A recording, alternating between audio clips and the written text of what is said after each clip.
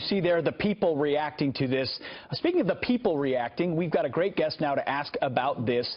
Nigel Farage, he's a member of the European Parliament and leader of the UK Independence Party, joins us live from London. Nigel, we have to get your reaction. The people in the streets of Miami celebrating, reacting to the death of the Cuban dictator. What's your reaction this morning?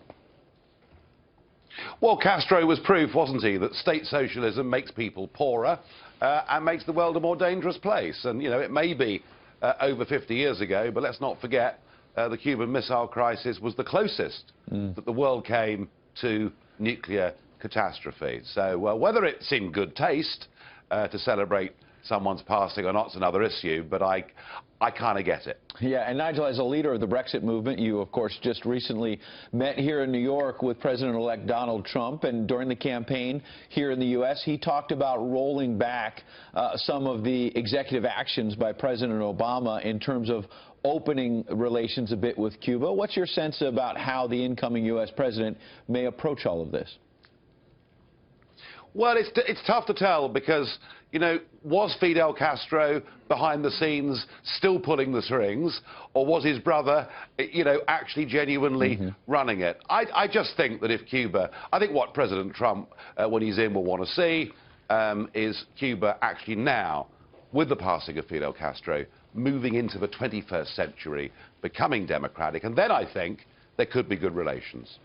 Sir, do you think that it's possible that with a transition from President Obama's presidency to Donald Trump, that you could see, for lack of a better word, a reset, perhaps the world community coming together to actually try to help Cuba come into the 21st century, to provide them more economic freedom, to bring capitalism there? There's a lot of potential there. It's a beautiful island. And I could imagine that on the world stage, you could actually exert some pressure. Yes, I mean, let's face it, Cuba's got some wonderful natural resources. It could be a very rich and successful place, but it has to open up, it has to become democratic, it has to recognize the total failure of Marxist communism. I think with all these things, what's really interesting about Trump's approach, and we saw it during the campaign when he flew down to Mexico, is this is a president who's spent, you know, half a century in business.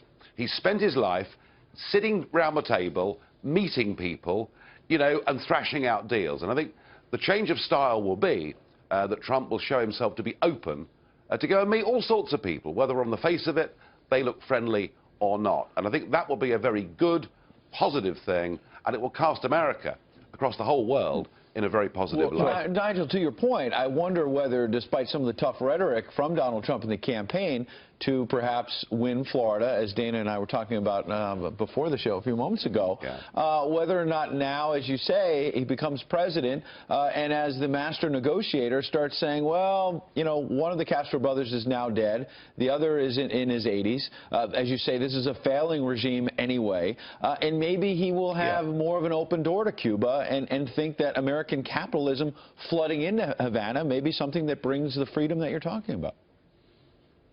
I think Trump's instincts will say absolutely all of those things. You know, he knows that the free market works, you know, provided it's not dominated by giant Wall Street banks and multinationals. But if you allow genuine flows of capital and you let people work hard and make money, it equals success. And goodness me, didn't America see that under Reagan 30 years ago? And if that happens in America, and if that message gets spread to Cuba and elsewhere, then that's good for the whole planet. One last question on that, because there has been this belief in the West that economic liberalization or economic freedom or capitalism will inevitably bring about political reform. We hoped that would happen in China when opening up there, but the Chinese regime has found a way to benefit the state and grow themselves and still have oppress the people. Do you think you're going to get real openings in Cuba without demanding political reforms? That's the criticism of the deal that Barack Obama cut through executive action. So what more can be done to press the Cubans for political freedom?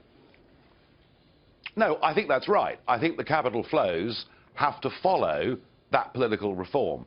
And you know, that is where a President Trump or his team has got to go and explain to prominent members of Cuban society, come on, guys, you open this up, the money will come, your people will be richer and have better lives. And I think that's right. I think that free flows of money can be a great benefit to mankind.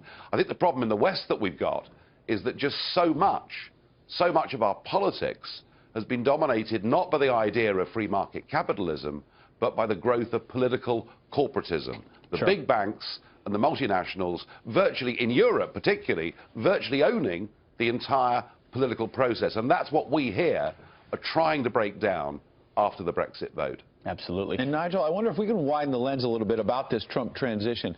There's been quite a bit of discussion here, particularly among conservatives in the United States over the last couple of days about who might be the Secretary of State. And I wonder, as you sit in London and think about sort of the global reaction to Donald Trump coming to power, the idea that Mitt Romney, one of his big foes, might be the Secretary of State, or will it be Rudy Giuliani, who's been a loyalist? There's a great debate there. And now we're hearing, well, maybe there might be a third way. There could be a General Petraeus or John Bolton, the former ambassador. What's your sense there, and having known Donald Trump and sat down with him just very recently, about what might be his approach in terms of the world stage?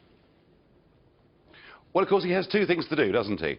On the one hand, he has to keep faith with the people that voted him in and on his commitments. But on the other, he has got a healing job to do in the Republican Party. You know, remember, around about the time of the second debate in St. Louis, you know, most senior Republicans ran for the hills and left him high and dry. So he has to do a little bit of both.